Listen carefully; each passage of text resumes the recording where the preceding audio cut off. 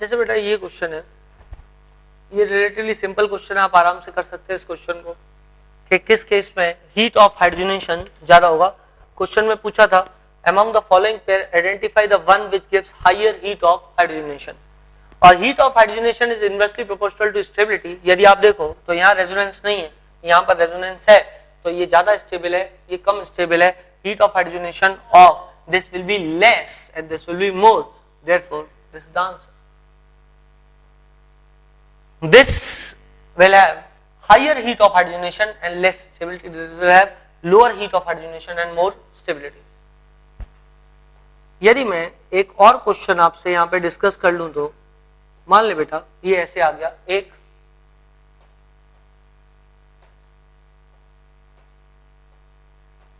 ये आ गया दो। अब आप देखना इस केस में यदि हीट ऑफ हाइड्रोजनेशन पूछा है तो क्या प्रॉब्लम है मुझे। यदि मान ले एक को रिड्यूस करने में एनर्जी लग गई, एक को रिड्यूस किया तो क्या होगा, एक मोल हाइड्रोजन खपेगा,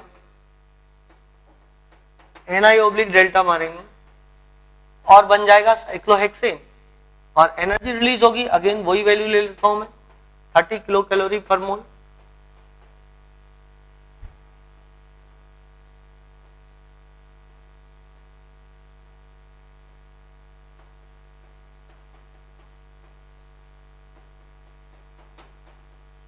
बेटा जब आप स्टेबिलिटी देखते हो तो this molecule is more stable when compared to this molecule, this is aromatic ring, this is a non aromatic ring.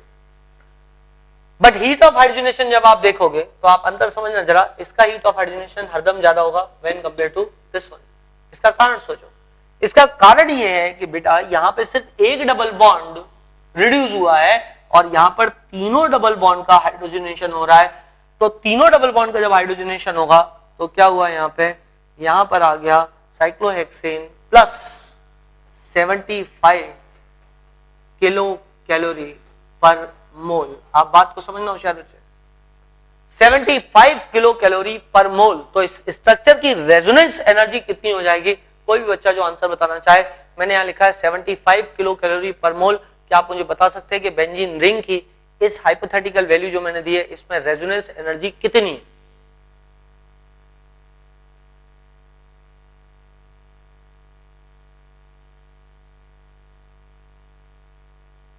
जल्दी बताएं बेटा, थोड़ा सा माइनस प्लस करोगे तो उत्तर आपको समझ में आना चाहिए, थोड़ा सा गुणा थोड़ा सा प्लस।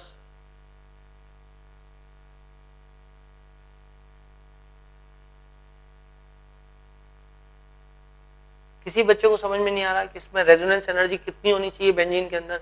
मैं सामने खड़ा हूं, शायद ये बेंजीन है, 75 किलो कैलोरी पर मोल आया। आप मुझे बताएं बेटा रेजोनेंस एनर्जी कितनी होगी इस बेंजीन रिंग के अंदर, यदि यही वैल्यूज मान लिए जाएं जो बोर्ड पे लिखी हुई हैं तो। जल्दी बोले, आप उत्तर सही देंगे। या दिस इज ट्रू, मतलब 15 क्योंकि इसमें वैल्यू कितनी आनी चाहिए थी, इसके अंदर वैल्यू आनी चाहिए थी एक्चुअली 90, क्योंकि एक बॉन्ड को जब हम हाइड्रोजनेट कर रहे थे तो 30 किलो कैलोरी पर मोल आता था।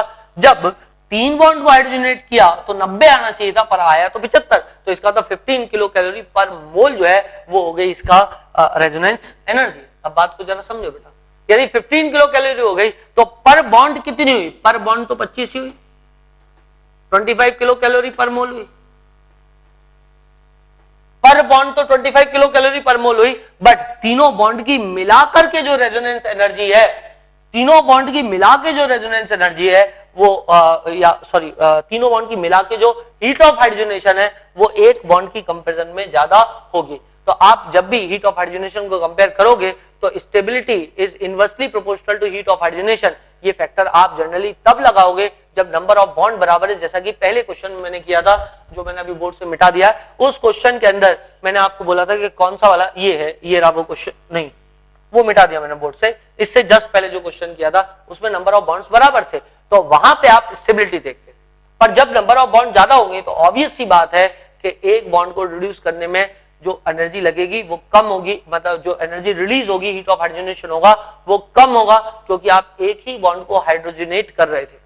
जबकि नेक्स्ट स्ट्रक्चर में आप तीन तीन बॉन्ड को हाइड्रोजनेट कर रहे थे, तो एक में 25, दो में 25, तीन में 25, तो तीनों की मिलकर कितनी हो जाएगी? 75 हो जाएगी, जो कि एक से ज्यादा है, 75 हो जाएगी। ओके, यदि मान लो इसी में क्वेश्चन एग्जामिनर ये दे देता कि compare the heat of hydrogenation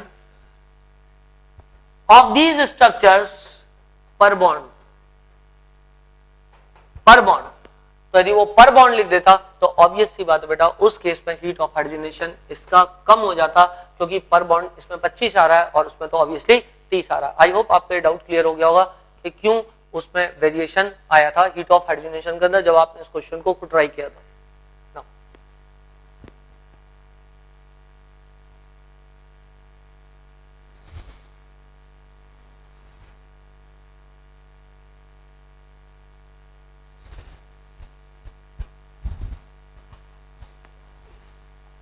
मैं आपके लिए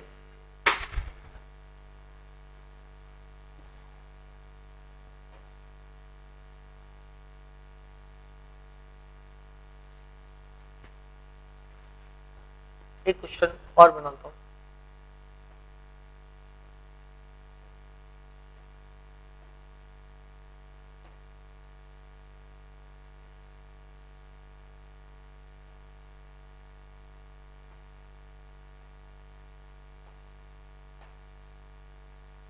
अब आप यहां पर देखें और खुद डिसाइड करें कि किसका हीट ऑफ हाइड्रोजनेशन ज्यादा होगा, पहले वाले का या दूसरे वाले का। ये बहुत ही आसान क्वेश्चन है, आप आराम से कर सकते हो।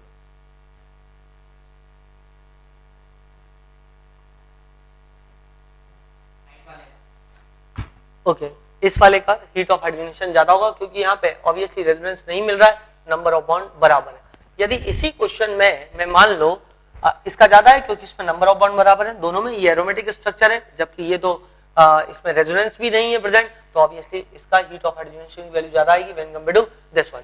बट इसी क्वेश्चन में बेटा यदि मैं ये वाला बॉन्ड मिटा दूं यहां से, इसके बाद आपसे क्वेश्चन पूछूं कि किसका हीट ऑफ हाइड्रोजनेशन ज्यादा है, तो आप ऑब्वियसली मेरे को बता सकते हो कि हीट ऑफ हाइड्रोजनेशन बेंजीन का ज्यादा है compared to this particular structure, that is 1 2 3 4 1 4 diene 1 4 paint या पेंट 1 4 डाइईन, तो इसका हीट ऑफ हाइड्रोजनेशन कम होगा when compared to this structure because you will compare according to the number of bonds। यदि bond ज्यादा है तो वहीं पे हीट ऑफ हाइड्रोजनेशन ज्यादा होगा, पर यदि बॉन्ड्स की संख्या दोनों में बराबर है तो आप स्टेबिलिटी के अकॉर्डिंगली सोचेंगे। ओके, नाउ again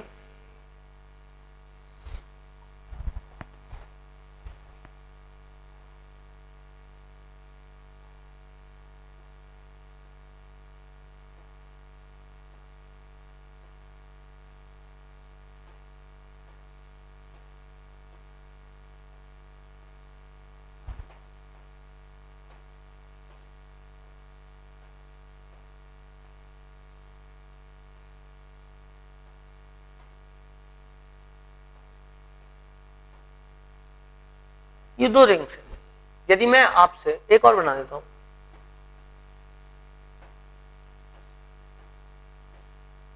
ये सवाल पूछो कि हीट ऑफ हाइड्रोजनेशन किस रिंग का ज्यादा है, आई थिंक आप बहुत आराम से बोल दोगे sir heat of hydrogenation third ring का ज्यादा होगा when compared to second, when compared to the first ring, because number of bond आपको दिख गए होंगे डबल बॉन्ड। बट यदि मैं इसी सवाल में आपसे ये पूछूं कि हीट ऑफ हाइड्रोजनेशन पर बॉन्ड किसका ज्यादा होगा, तो बेटा आपको देखना पड़ेगा रेजोनेंस कहां पे ज्यादा मिल रहा है। इसमें रेजोनेंस इस पूरे एरिया पर एक्सटेंडेड है, बहुत एक्सटेंडेड रेजोनेंस है, जबकि यहाँ पे सिर्फ इतने बड़े एरिया पे रेजोनेंस एक्सटेंड है, तो obviously by resonance this is more stabilized, तो पर बॉन्ड तो इधर हीट ऑफ हाइड्रोजनेशन कम हो जाएगा और बेंजीन रिंग में हीट ऑफ हाइड्रोजनेशन ज्यादा होगा। So you have to think of questions of heat of hydrogenation like this.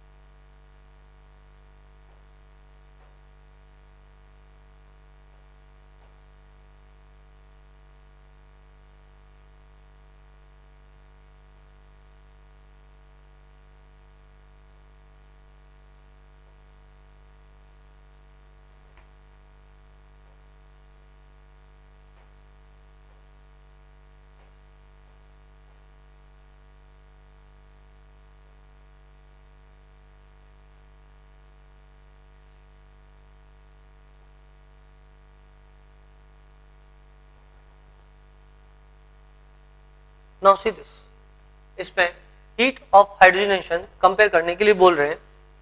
तो हीट ऑफ हाइड्रोजनेशन इस क्वेश्चन में कंपेयर कैसे करेंगे मैं आपको दिखाता हूं। देखिए बेटा, सबसे पहले आप ये देखें, रेजोनेंस है, रेजोनेंस है और रेजोनेंस एक्सटेंड कर रहा है आगे भी, क्योंकि यहां पे एक पी ऑर्बिटल होगा, यहां भी पी ऑर्बिटल है, यहां भी पी ऑर्बिटल है। मतलब न सिर्फ बेंजीन रिंग में रेजोनेंस है, बल्कि ये रेजोनेंस आगे चेन में एक्सटेंड भी कर रहा है। ये पूरा 8 एटम्स पर पी ऑर्बिटल लगा हुआ है, इन पर रेजोनेंस एक्सटेंड कर रहा है। पर इधर देखें तो सिर्फ बेंजीन रिंग पे रेजोनेंस है, इधर sp3 हाइब्रिडाइज्ड कार्बन है तो रेजोनेंस एक्सटेंड नहीं कर रहा है। यहां पर देखें तो यहां भी एक्सटेंड नहीं कर रहा है, यहां पर देखें तो यहां भी एक्सटेंड नहीं कर रहा है। यहां पे आपको मिल रहा है एक्सटेंडेड रेजोनेंस, मतलब बेंजीन रिंग के बाहर भी रेजोनेंस बढ़ रहा है, सो एक्सटेंडेड रेजोनेंस मिल रहा है। एक बात, 8 एटम्स पर रेजोनेंस है, बाकी सब में 6 पे रेजोनेंस है, मतलब बेंजीन रिंग के अंदर ही सिर्फ रेजोनेंस है। इसके बेटा हाइपर कॉन्जुगेटिंग हाइड्रोजन देखें तो मैंने आपको बताया था, जब भी आप हाइपर कॉन्जुगेटिंग हाइड्रोजन देखेंगे तो पहले क्या करो, डबल बॉन्ड को मार्क कर दो। डबल बॉन्ड को आपने डब्बे में बंद कर दिया और अल्फा हाइड्रोजन गिन लो। ये एक कार्बन है, ये एक कार्बन है और ये एक कार्बन। इस कार्बन पर ऑब्वियसली 2 हिडन हाइड्रोजन होंगे, इस कार्बन पर 3 हिडन हाइड्रोजन है और इस कार्बन पर भी 3 हिडन हाइड्रोजन है। तो structure is having extended resonance plus 8 alpha hydrogen plus 8 alpha hydrogen. इधर देखो बेटा, रेजोनेंस एक्सटेंडेड नहीं है सिर्फ बेंजीन रिंग में, इसको डब्बे में बंद कर दो। अब देखो, एक अल्फा कार्बन ये हो गया, एक अल्फा कार्बन ये हो गया, इस पे 1 हिडन हाइड्रोजन हो, इस पे 3 हिडन हाइड्रोजन होंगे, एक अल्फा कार्बन ही है, इस पे 3 हिडन हाइड्रोजन है और इस पर 2 हिडन हाइड्रोजन है। 3 3 6 और 3 9, तो इसमें 9 अल्फा हाइड्रोजन है।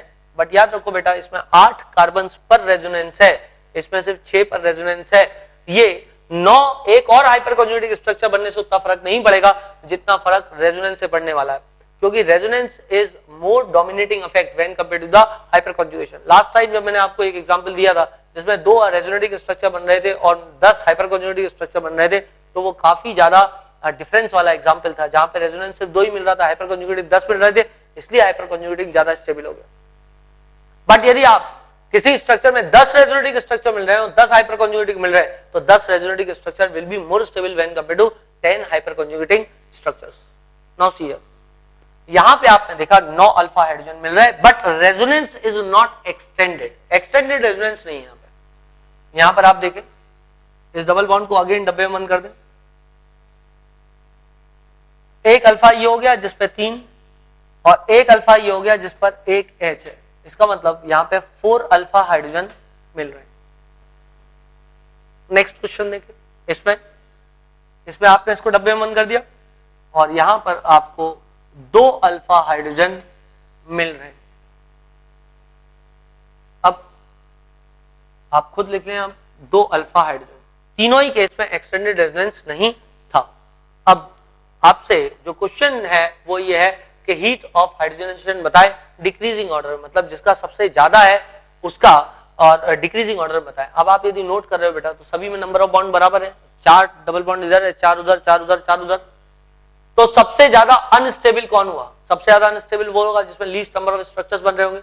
लास्ट वाला देखो बेटा, लास्ट वाले में सिर्फ 2 अल्फा हाइड्रोजन है, इसका मतलब इसके स्ट्रक्चर कम बनेंगे। देयरफॉर यदि डिक्रीजिंग ऑर्डर की बात करूं तो इसको 1 मान लो, इसको 2 मान लो, इसको 3 एंड दिस वन 4, तो मैं ये बोल सकता हूं कि 4 is more than 3 is more than 2 is more than 1, and this is order of heat of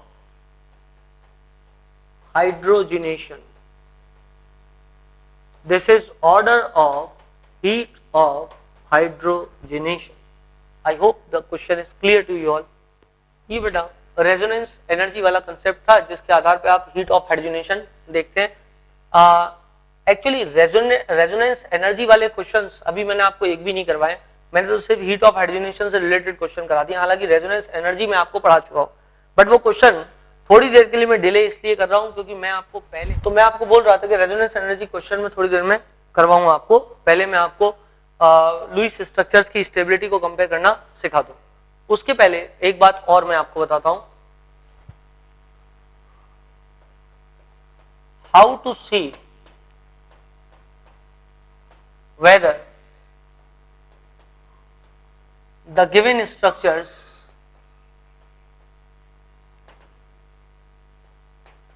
are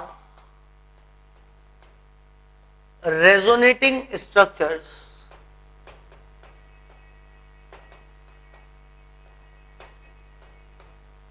of each other, are resonating structures of each other। कैसे देखें कि जो दो स्ट्रक्चर दिए हुए हैं वो आपस में एक दूसरे के रेजोनेटिंग स्ट्रक्चर हैं या नहीं है। इसके लिए दो चीजें देखनी पड़ती हैं। Number one, net charge should be equal. Net charge should be equal, net charge बराबर होना चाहिए। दूसरी चीज जो देखनी पड़ती है यहां पे वो ये है कि number of bonds plus lone pair of electrons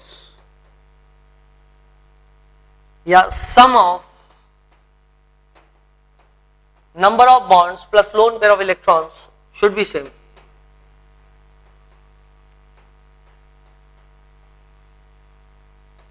should be same. Sum of number of bonds plus lone pair of electrons should be same. Number of bonds plus lone pair of electron का sum जो है वो same होना चाहिए, एक ही होना चाहिए। यदि दो चीजें सही हैं तो एक दूसरे के वो रेजोनेटिंग स्ट्रक्चर्स होंगे। मैं आपको एक एग्जांपल बताता हूं।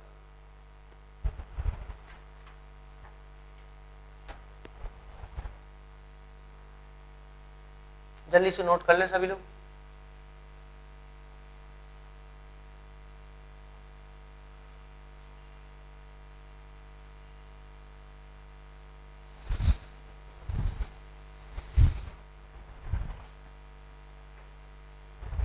आप चाहें तो शीट में क्वेश्चन देखें, क्वेश्चन नंबर 2।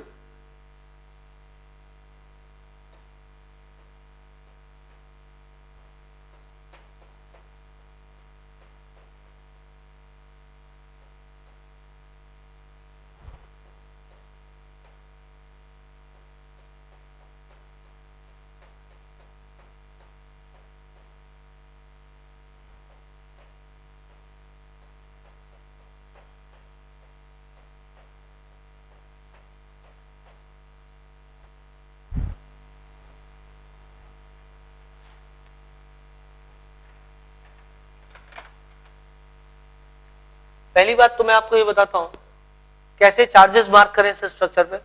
ध्यान दें बेटा, कार्बन ने 3 बॉन्ड बनाए हुए हैं, 2 हाइड्रोजन के साथ और 1 नाइट्रोजन के साथ।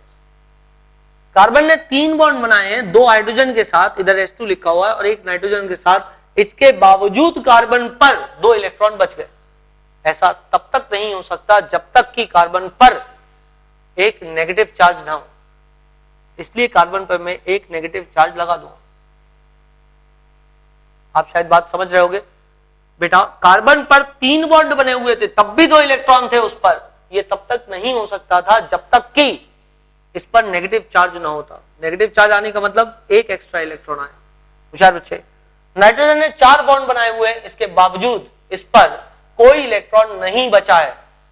नाइट्रोजन ने 4 बॉन्ड बनाए हैं, इसके बाद इसके पास कायदे से 1 इलेक्ट्रॉन बचा होना चाहिए था, और इसके पास एक भी इलेक्ट्रॉन नहीं बचा। इसका मतलब निश्चित रूप से इस पर एक पॉजिटिव चार्ज होना चाहिए। इस नाइट्रोजन ने 3 बॉन्ड बनाए और उसके पास 2 इलेक्ट्रॉन बचे हुए हैं। ये एक नॉर्मल कंडीशन है, इस पर किसी प्रकार का कोई चार्ज नहीं होगा, तो इस पर मैं कोई चार्ज नहीं लगाऊंगा। नाउ सी हियर, इस स्ट्रक्चर को देखते हैं।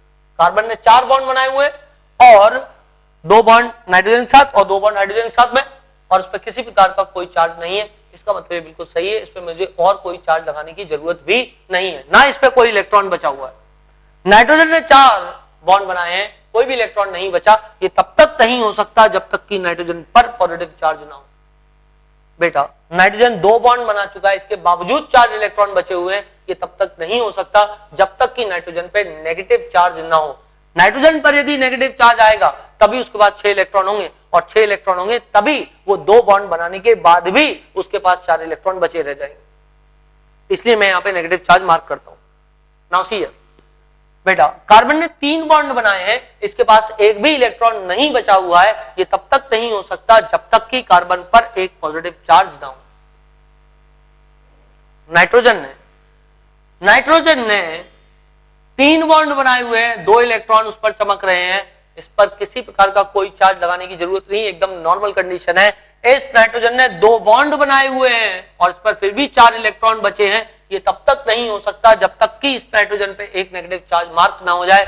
अब आप देखें, चार्जेस लगाना आप सीख गए होंगे, अब आप समझें यहां पर क्या ये स्ट्रक्चर एक दूसरे के रेजोनेटिंग स्ट्रक्चर्स हैं या नहीं है, ये बात देखें। बेटा यहां पर यदि आप गिने तो 2 बॉन्ड ये 2 हाइड्रोजन के साथ, एक ये 4 5 6 7 2 3 4 5 6, एक मैंने ज्यादा गिन लिया, लोन पेयर को मिल लिया हुआ। 2 बॉन्ड यहां, 1 बॉन्ड यहां, 3 4 5 6, तो 6 प्लस लोन पेयर कितना है 1 और 2, तो टोटल सब कितना हो गया 8। नेट चार्ज कितना है स्ट्रक्चर पे 0, एक पॉजिटिव नेगेटिव, इसका मतलब नेट चार्ज कितना हो गया, नेट चार्ज इज 0। इस स्ट्रक्चर पे नेट चार्ज कितना है, इस स्ट्रक्चर का नेट चार्ज है 0, इस स्ट्रक्चर का भी नेट चार्ज है 0। इस स्ट्रक्चर पे नंबर ऑफ बॉन्ड गिनो, 2 ये 4 5 6, तो 6 प्लस 2 लोन पेयर 2 बराबर हो जाएगा 8।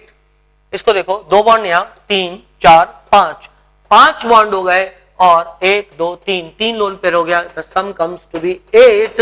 देयरफॉर सभी में सम 8 आ रहा है, नेट चार्ज सभी में बराबर है, इसका मतलब ये तीनों स्ट्रक्चर एक दूसरे के रेजोनेटिंग स्ट्रक्चर्स हुए। आई होप आपको ये बात सभी को क्लियर हो चुकी होगी कि they are resonating structures of each other.